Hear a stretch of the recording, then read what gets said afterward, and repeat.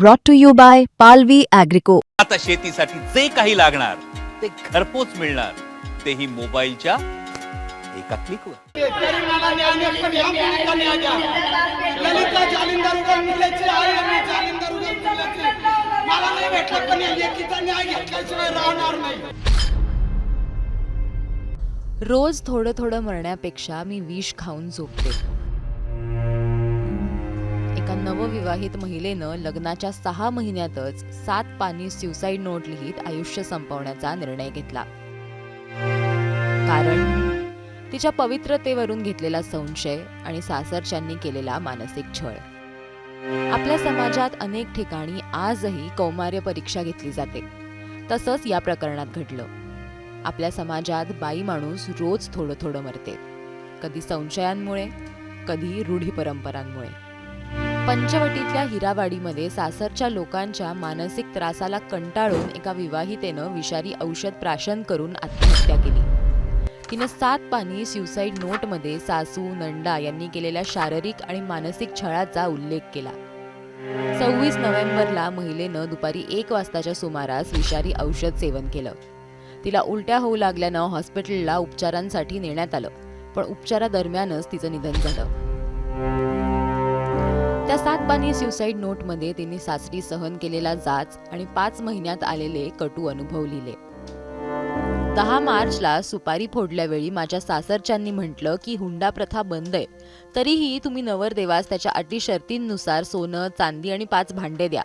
त्यानुसार माझ्या माहेरच्यांनी धूमधडाक्यात लग्न लावून दिलं. लग्नानंतर सासरचे भांडण करत नाहीत, पण मानसिक त्रास देतात. मोबाईलवर सारखी बोलते, घरकाम येत नाही, पतीला उलटसुलट सांगते, सिलेंडर टाकी 1 महिन्यातच कशी संपते असं म्हणत सासरच्यांकडनं त्रास दिला जायचा, असं त्यांनी या नोटमध्ये लिहिलंय. माझ्या पतीचे लग्नाआधीपासूनच एका मुलीसोबत प्रेमसंबंध असून त्यांनी मला दोघांचे अश्लील फोटो दाखवले होते. या लोकांनी माझी फसवणूक केली असंही तिने म्हटलंय. लग्नानंतर माझ्या नवऱ्याची आर्थिक परिस्थिती खराब झाली म्हणून मी 20,000 रुपये आणून दिले. नंतर बळजबरी मला घरून पैसे आण म्हणायचे, म्हणून मी 20,000 आणि भावाची गाडी आणून दिली. मला 15 दिवस दिवाळीत माहेरी पाठवलं होतं, पण 10 दिवसातच परत ये म्हणून फोन केला. माझ्या भावाला माझ्या विरोधात भडकवलं. त्यानं मला बॅग भर आणि सासरी जा असं सांगितलं. पण माझी मासिक पाळी आली. 15 दिवस मला सक्तीचा आराम सांगितला होता, म्हणून मी माहेरीच राहिले. मी परत गेल्यावर सासूला शंका आली की मी खोटं बोलतेय, म्हणून माझ्या नंडेला सांगून तिला असं सांगितलं की पॅड लावून तपासून बघ. यानंतर माझ्या नंडेनंही खरंच पॅड लावून तपासलं. इतकंच नाही तर माझ्या नवऱ्यानं देखील पाळी आली की नाही हे तपासलं. लग्न झाल्यानंतर नवऱ्यानं शारीरिक संबंधांनंतर सील ब्लड निघालं नाही म्हणून 15 ते 20 दिवस माझ्यावर संशय घेतला.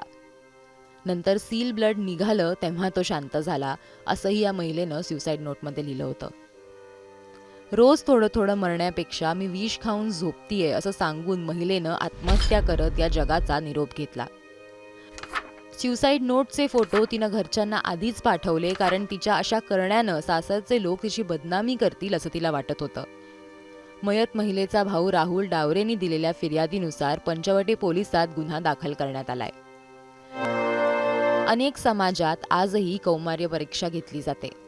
जातपंचांनी दिलेल्या पांढऱ्या चादरीवर जोडप्यानं झोपायचं. त्यावर रक्ताचा डाग दिसला तरच विवाह ग्राह्य मानला जातो. अनेक ठिकाणी परीक्षा घेतली जाते. अनेक ठिकाणी असा संशय घेऊन मानसिक छळ केला जातो.